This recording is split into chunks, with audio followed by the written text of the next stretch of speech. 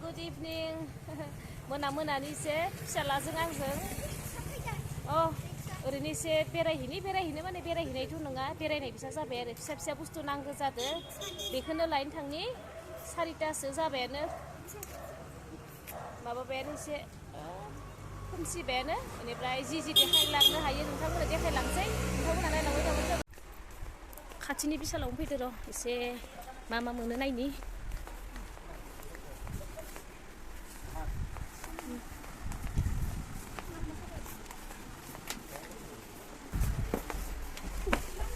जि फैनो बादोंमोन इयाव आं हाबनो बायो इ मोनसे बिसालाव एकदम फिसा हांथोनो मोनजोबो बेनिफ्राय दा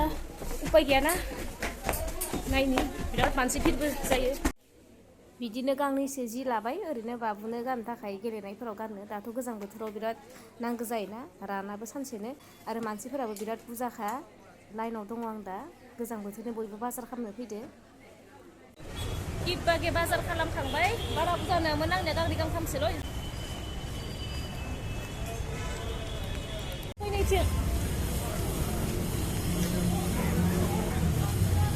फुजानि बाजार माबा माबि मोनसे इयाव दुर्गा फुजाबो जायो इयाव दुर्गा फुजा जानाय टाइमाव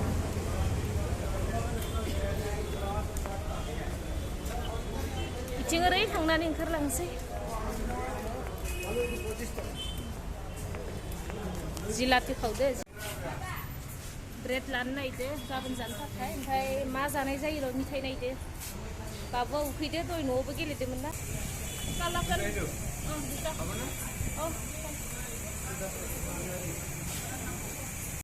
হ'ব আজিৰ কাৰণে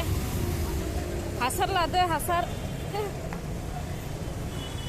इथिं नाय नै मणिपुरि गल्ड फै बाबु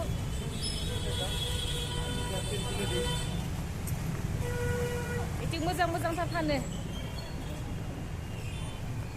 लामा बारस'लायनांसिगोन दा बेग नायफैलायबाय आङो अबे मोनसेखौ लानाया हामगोन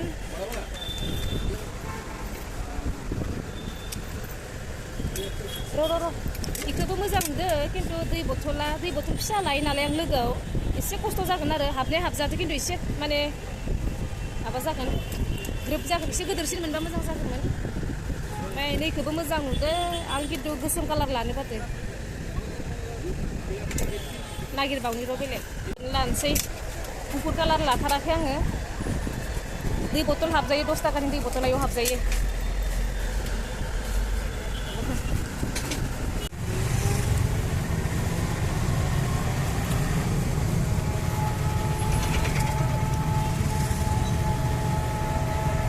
मोनफैखांबाय फ्रेस जाखांबाय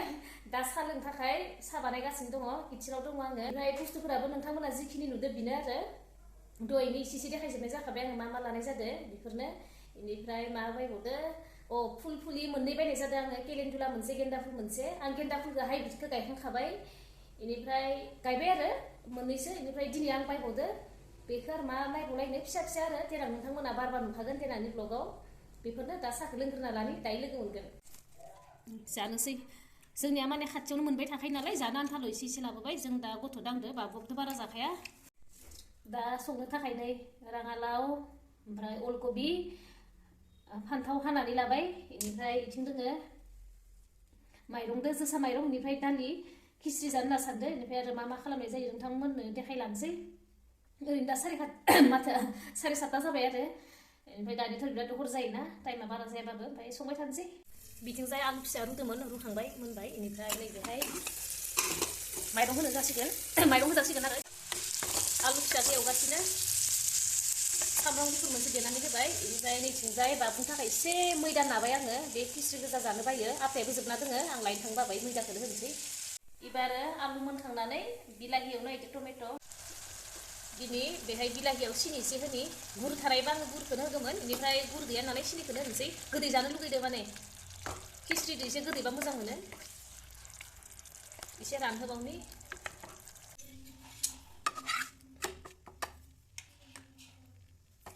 गांल' बानायगोन आङो